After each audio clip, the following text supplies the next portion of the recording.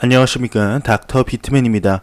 네, 이제 2019년 4분의 2분기가 시작되었습니다. 네, 벌써 4월이네요. 아직까지 2019년이란 게 어색한데, 네, 4월이 벌써 시작되었습니다. 4월 1일 지금 코인 마켓캡에서 가격들을 한번 살펴보니, 네, 전체적으로 소폭 상승한 모습을 보여주고 있습니다. 비트코인이 1% 정도 상승한 모습을 보여주고 있고, 바이낸스 코인이 4%, 스텔라가 2% 정도 상승하는 모습을 보여주고 있는데요. 그 와중에 대시와 모네로 아이오타가 8%, 네, 5% 이렇게 각각 상승하는 모습을 보여주고 있습니다. 네, 2분기 4월, 5월, 6월에는 암호화폐의 대상승장이 와서 여러분들께 좋은 소식을 전달해 드릴 수 있는 그런 분기가 되었으면 좋겠습니다. 네, 그러면 제가 준비해온 소식으로 넘어가도록 하겠습니다. 첫 번째입니다. 이제 파키스탄에서 암호화폐 전담기구를 설립한다는 소식입니다. 자금 세탁을 잡는다고 하는데요. 어떤 내용인지 알아보도록 하겠습니다. 파키스탄 현지 미디어 트리뷴에 따르게 되면 파키스탄이 오늘 암호화폐 전담기구인 전자화폐 기구를 출범한다고 합니다. 파키스탄 연방 정부는 국제 자금 세탁 방지 기구의 권고를 기초로 이 같은 내용이 담긴 조례안을 발표했다고 하는데요. 해당 기구는 향후 현지 업체에 EMI 라이센스를 발급하고 규정을 어긴 업체에 대해 영업을 중단 및 금지하는 권한을 갖는다고 합니다. 이와 관련해 파키스탄 재정부 관계자는 해당 기구는 향후 암호화폐 기반의 자금 세탁과 테러 자금 조달을 방지하는 데 주력할 예정이라고 진단했다고 합니다. 네, 이 소식이 암호화폐 시장에 어떠한 영향을 미치게 될지 한번 지켜보도록 하겠습니다. 네, 다음 소식입니다. 리플 재단 보유분 10억 개의 XRP가 시중 유통됐다는 소식입니다. 오늘 리플 측이 재단 에스크로 계좌분 보유분 10억 XRP를 시중에 풀었다고 하는데요. 약 3.09억 달러에 달하는 규모라고 합니다. 네, 이거 너무 기사가 작죠? 네, 짧아서 한 번 더 찾아봤습니다. 네, 길게 나온 기사가 있는데요. 네, 여기에 이런 내용이 있습니다. 네, 이렇게 위에 있죠. 네, 이렇게 10억 개 XRP를 푼 네, 이런 전송 기록이 있는데 메모에 보시면은 네, 희한한 이런 메모가 발견되었다고 합니다. 이게 내용을 한번 보게 되면은 우리가 달리기 전에 걷기 전에 크롤링해야 한다고 말하는 것이 안전합니다. 이것은 은행과 지불 제공자에게 미지의 영역이며 이 수조 달러의 기회를 해결하기 위해 디지털 자산을 광범위하게 채택하기까지는 시간이 걸릴 것입니다. 고객이 이미 달리고 있는 다양한 조종사의 관심에 매우 만족하고 있습니다. 라면서 이렇게 기사가 나오고 있습니다.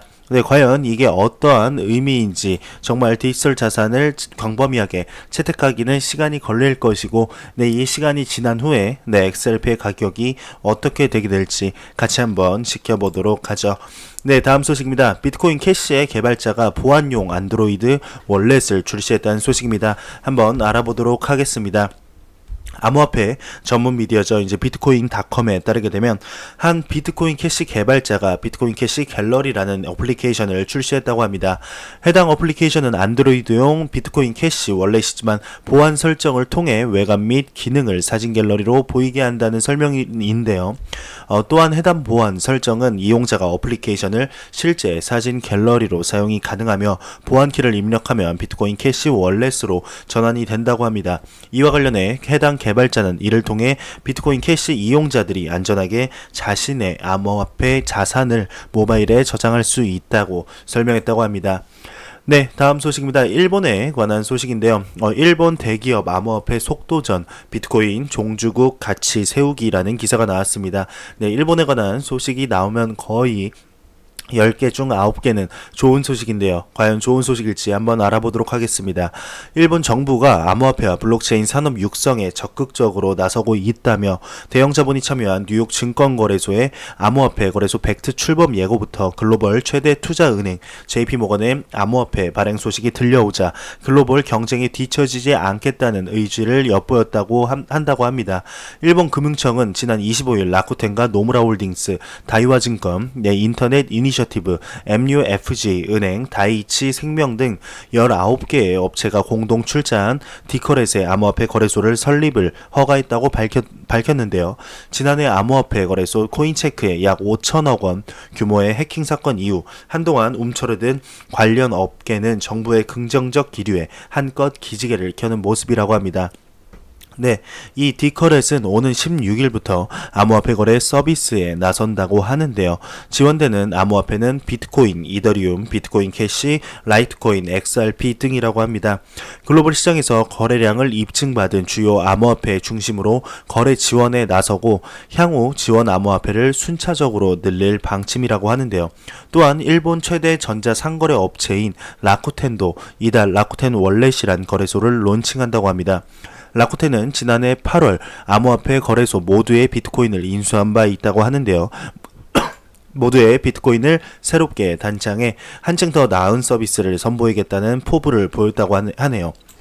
네, 이 라쿠텐은 그동안 암호화폐와 블록체인 사업에 큰 관심을 보이며 미래 성장 동력의 하나로 지목해 왔는데 이미 스테이블 코인의 한 형태 자체 암호화폐를 발행했으며 라쿠텐 플랫폼 내에서 결제가 가능하게 지원할 예정이라고 합니다. 그러면서 야후 재팬도 이렇게 암호화폐 거래소인 타오타오를 론칭을 했었고 대기업의 거래소 설립뿐만 아니라 결제 카드의 암호화폐 도입 움직임도 가시화되고 있죠. 선불 교통카드 스이카를 발행하는 JR 동일본은 스이카의 암호화폐 교통카드 충전을 검토하는 중으로 알고 있고 스이카는 일본에서 가장 많이 쓰이는 교통카드라고 합니다. 네, 우리나라의 티머니 정도로 보시면 될 것 같습니다. JR 동일본은 디거래 출자 업체로도 이름을 올렸고 암호화폐의 활용 방안을 지속적으로 모색해 왔다고 합니다. 최근에는 일본 금융청의 암호화폐 교환 업체 허가를 받으면서 관련 서비스 시작을 앞두고 있다고 하는데요. 네, 스이카는 교통카드는 물론 제휴사와의 다양한 제품 구매도 가능하다며 지난해 3월 기준 약 7천만 장이 발행되었다고 합니다. 만약 스이카의 암호화폐 충전이 가능해지면 암호화폐 상용화 흐름에 탄력을 받으면서 블록체인 기술의 상용화에도 크게 일조할 것으로 전망되면서 지난달 28일 리플과 일본 SBI 홀딩스가 리플의 암호화폐 XRP로 송금이 가능한 앱 머니탭을 또 개발했다고 밝혔다고 하면서 머니앱 결제 시스템에는 일본 지역은행 13곳이 합류했죠. 그러면서 일본이 지난 2016년부터 자금결제법 개정에 나서서 암호화폐를 공식 결제 수단 및 자산으로 인정을 했고 사토시 나카모토가 만든 비트코인으로 암호화폐 생태계가 본격 조성된 점을 감안하면 암호화폐 종주국이라는 자부심을 지켜 나가겠다는 뜻으로 풀이된다며 이렇게 계속해서 얘기를 하고 있습니다. 네, 사실상 사토시 나카모토가 일본인인지 외국인인지 남자인지 여자인지 개인인지 기업인지 아직 아무것도 밝혀지지 않았지만 이름 자체가 사토시 나카모토여서 일본인이겠거니 하면서 이렇게 기사를 하는 것 같습니다. 정말 일본을 보게 되면 암호화폐의 종주국이라고 지금 불러도 이렇게 손색이 없죠. 지금 미국과 일본 굉장히 암호화폐 경쟁을 하는 건 아니지만 좋은 소식이 비슷비슷하게 나오고 있습니다. 네, 어떻게 보면 일본이 더욱더 많은 소식을 나오고 있는 것 같은데요. 정말 우리 대한민국도 이웃나라 일본이 왜 이렇게 암호화폐에 대해서 열광하는지 한번 알아보고 재빨리 이렇게 뒤따라 갔으면 좋겠습니다. 요즘 이제 대한민국이 조금이라도 노력하는 모습을 보여주고 있어서 그나마 다행인 것 같다는 생각이 드네요. 네, 다음 소식입니다. 리플 XRP에 관한 소식인데요. 스위스 증권거래소가 2일 XRP 기반 AXRP ETP를 출시한다는 좋은 소식입니다. 스위스 증권거래소의 운영사인 SIX그룹이 공식 홈페이지를 통해서 오는 2일 XRP 기반 상장지수 상품 ETP를 상장한다고 공지했다고 합니다. 해당 ETP 상품명은 아문 리플 XRP ETP라고 하는데요. 앞서 암호화폐 기반 ETP를 상품을 출시한 바 있는 스위스 블록체인 스타트업 아문 에이지는 지난 3월 11일 SIX로부터 XRP 단일 자산 기반의 ETP 상품인 AXRP의 상장 승인을 얻은 상태라고 밝혔다고 합니다. 이와 관련해 헤니 레시완 아문 에이지 CEO는 XRP 외에도 비트코인 캐시, 라이트코인, 모네로, 이오스 등의 단일 암호화폐 기반 ETP 상품에 대한 상장 승인을 취득한 바 있다면서 이렇게 기사를 마무리하고 있습니다. 안에 또 이제 ETP에 관해서 설명을 하고 있는데요. 상장 지수 상품으로서 이제 ETF, ETN, ETC를 모두 포괄하는 개념의 금융 상품이라고 하면서 기사를 마무리하고 있습니다. 네, ETP가 이제 출시가 됐습니다. 네, 그만큼 리플 XRP의 가격이 올랐으면 좋겠지만 이런 좋은 소식에도 불구하고 아직까지 XRP 가격은 그냥 그대로죠. 거의 많이 오른 것도 아닙니다. 다른 코인에 비해서는. 하루빨리 리플 XRP의 가격이 지금까지 쌓인 호재만큼 올라서 많은 XRP의 투자자분들에게 좋은 소식을 안겨줬으면 좋겠습니다. 다음 소식입니다. 이제 얼마 전에 월드뱅크에서 리플 XRP 그리고 엑스래피드, 엑스커런트에 대해서 칭찬을 했다는 영상을 전해드렸었는데요. 리플의 엑스래피드가 세계은행 공식 웹사이트에 팝업에 등록이 되었다면서 대량 입양에 한 걸음 더 다가섰다는 기사입니다. 우리는 최근 리플의 자사 제품의 채택을 촉진시키기 위해 리플이 지금까지 최선을 다하고 있음을 알고 있죠. 그러면서 가장 인기 있는 것은 엑스커런트와 엑스래피드고 엑스래피드가 XRP를 사용한다는 사실은 많은 분들이 이미 아실 겁니다. 그러면서 얼마 전에 기사에 따르게 되면 세계은행인 월드뱅크가 유통 원장, 분산 원장 기술인 DLT를 칭찬을 했고 리플의 엑스래피드를 국경 간 결제 기술을 위한 잠재적 변형 기술로 지목을 했었죠. 그러면서 그들은 한 해결 기존의 지불 시스템의 단점을 제외하고 DLT로 모두 변경을 하면서 결국 금융혁명을 이룰 수 있을 것이다 라면서 이렇게 언급을 했었죠. 그러면서 XRP는 또한 주류 채택에 대한 자체적인 움직임을 보이고 있고 다양한 중요한 목록은 이러한 목표를 달성하는 데 중요한 요소라며 우커머셜, Gmail 그리고 마이크로소프트의 아웃룩에서의 XRP 통합은 언급할 만한 몇 가지의 대단한 기사들이라며 리플은 수십 년 동안 은행 및 금융기관에서 사용하던 전통적인 지불 시스템인 스위프트를 인수할 수 있는 솔루션을 개발하기 위해 열심히 노력해왔다면서 엑스래피드가 더욱더 많이 채택되기를 바란다 이런 기사가 나왔습니다. 정말 매일매일 XRP, 리플, 엑스래피드, 엑스커런트에 관한 좋은 소식이 나오고 있는데요. 이만큼 나오고 있는데 가격이 참 아쉽죠. 참 아쉬운 건 가격뿐인 겁니다. 참 아쉽네요. 개인적으로 저도 XRP의 투자자로서 좀 아쉽긴 하지만 정말 조만간 크게 꽃피울 날이 조만간 오지 않을까 개인적으로 희망찬 기대를 해봅니다. 다음 소식입니다. BK 컨소시엄이 빗썸 지분을 70%까지 늘린다고 합니다. 김병건 BK그룹 회장을 주축으로 한 BK 컨소시엄은 빗썸 인수 대금 납입 시기를 오는 9월로 연기한 한편 인수 규모를 70%까지 늘릴 계획인 것으로 밝혔다고 하는데요. BK 컨소시엄 측은 70%까지 인수 규모를 확대한다는 사실을 인정하면서 이에 대한 구체적인 배경에 대해서는 말을 아꼈다고 합니다. 그러면서 빗썸 내부 사정에 정통한 업계 관계자가 BK 컨소시엄이 빗썸 주식을 70%까지 인수할 것으로 알고 있다면서 납의는 이제 연기가 됐지만 인수는 차질 없이 진행될 것이라고 언급을 했죠. 그러면서 며칠 전 이렇게 빗썸 해킹 사건이 발생을 했는데 과연 이 소식이 빗썸에 어떠한 영향을 주게 될지 한번 지켜보도록 하겠습니다. 다음 소식입니다. 미국 증권거래위원회인 SEC가 암호화폐 전문 변호사의 자문을 고용을 찾고 있다고 합니다. 성공적인 이제 후보자들은 TM직원 및 다른 SEC 사무실 및 부서의 구성원과 협력하여서 암호화폐 및 디지털 자산증권을 처리하기 위해 포괄적인 계획을 수립하는 임무를 맡을 것으로 보고된다고 하는데요. 이 새로운 고용에는 TM 및 기타 기관 직원과의 정기적인 면담을 통해서 공개된 의사소통을 촉진하고 핵심 이슈에 대한 공통된 이해를 도모하면서 관련 산업, 법률 및 정책 개발과 부합되는 부서를 유지해야 한다고 합니다. 신청자는 또한 4년간의 변호사 자격증을 실습 변호사로 선임해야 하면서 3년 동안 증권업계를 규율하는 법, 특히 1934년 증권거래법을 해석하고 적용해야 한다고 하는데요. 그들은 또한 법률 및 정책 문제 평가에 관한 지침 및 전문 지식을 제공하고 문제에 참신함으로 인해 명확하게 적용 가능한 선례가 결여된 증권법 문제를 다루고 관련 사실 및 법적 문제를 분석한다고 합니다. 그러면서 이렇게 좋은 소식이 나왔으면 좋겠다.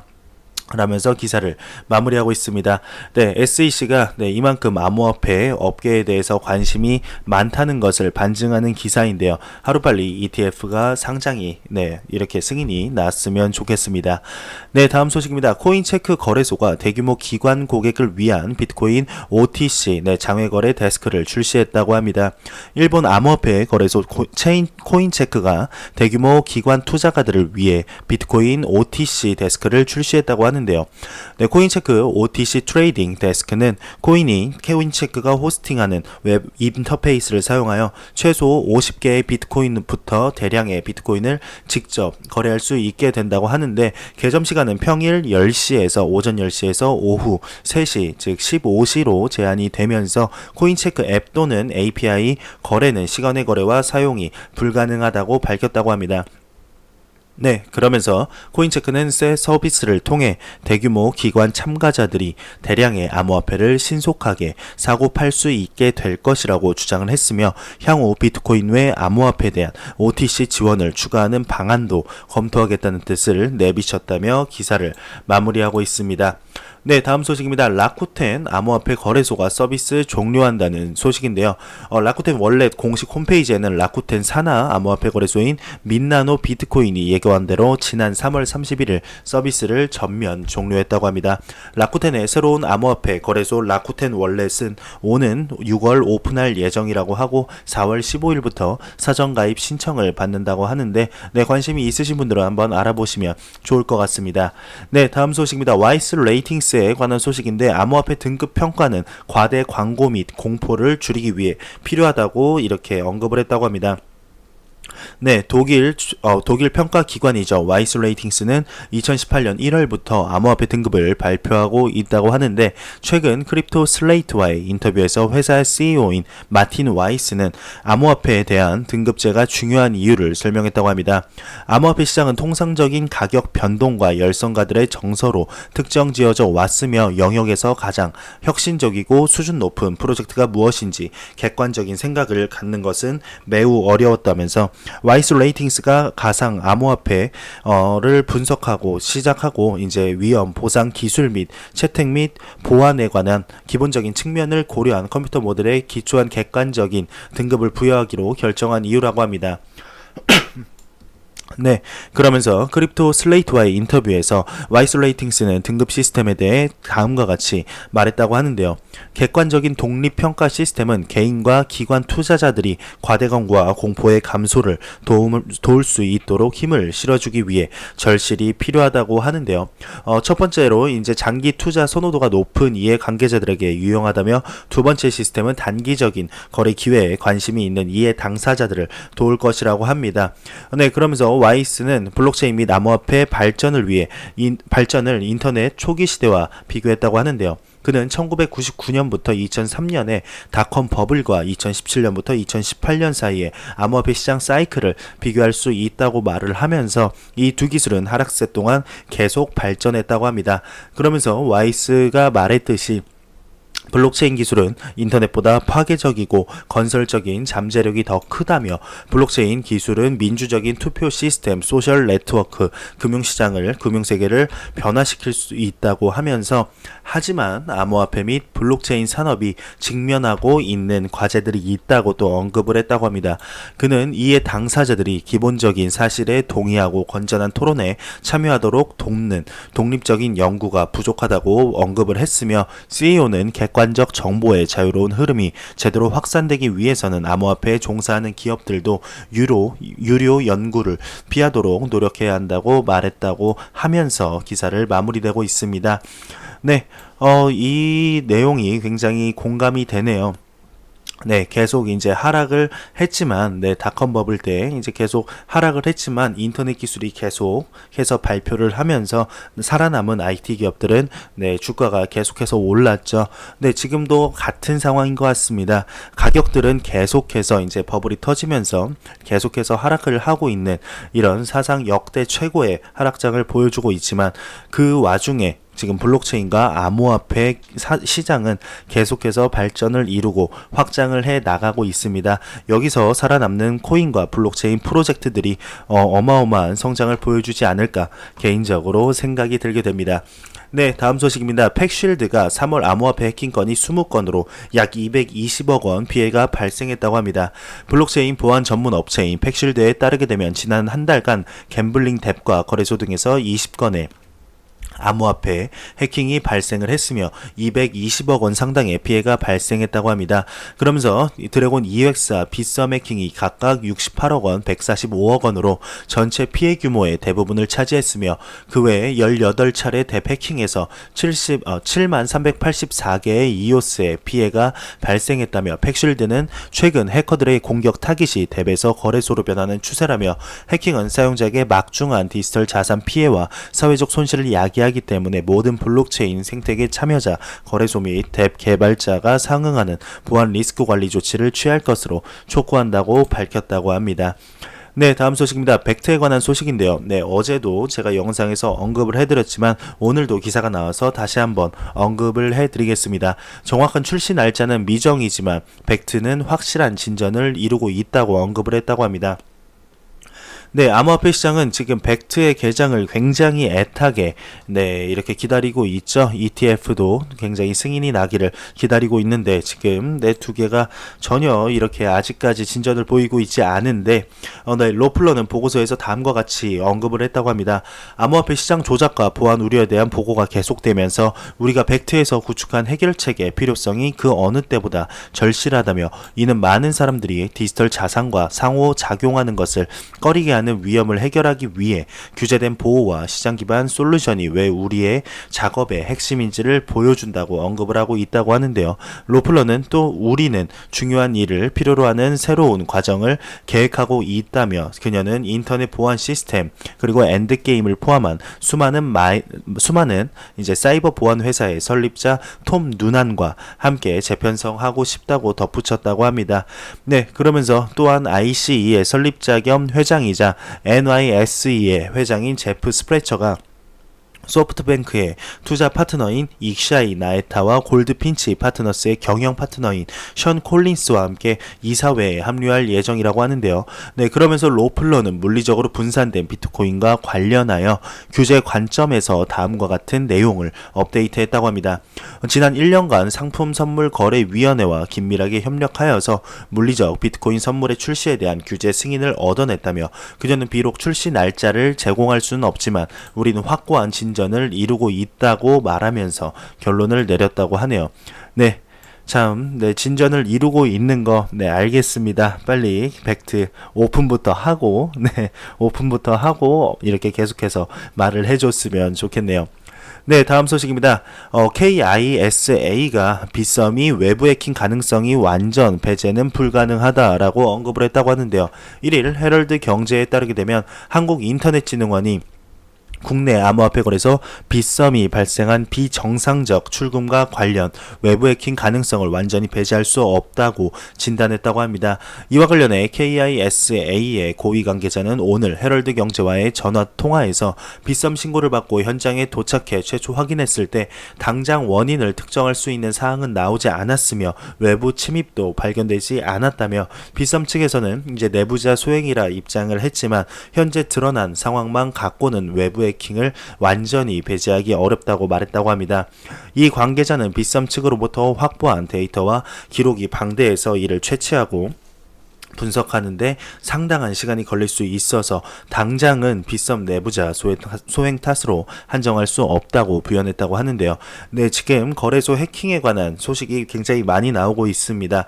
지금 빗썸도 그러고요. 드래곤 EX 거래소도 지금 아직까지는 완전히 해결되지 않은 문제들인데 예전에 쿼드리가 CX 거래소의 이제 이런 소식들처럼 좀 길게 계속해서 기사가 나올 것 같습니다.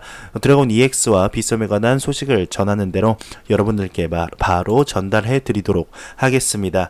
네, 다음 소식입니다. 암호화폐 데이터 제공업체인 알터너티브의 자체 추산 공포 탐욕 지수가 전날보다 6포인트 오른 이제 61을 기록했다고 합니다. 이는 투자자들의 공포 심리가 전날보다 완화되었으며 아직까지는 탐욕 단계를 유지한다고 하는데요. 네, 혹시 모르는 분들이 있을까봐 다시 한번 설명을 드리게 되면 이 지수가 0에 가까울수록 좀 극단적인 공포를 나타내고 100에 가까울수록 극단적인 낙관을 의미하게 되는데 62 정도면 암호화폐 시장에 투자하기 나쁘지 않다 정도로 보시면 될 것 같습니다.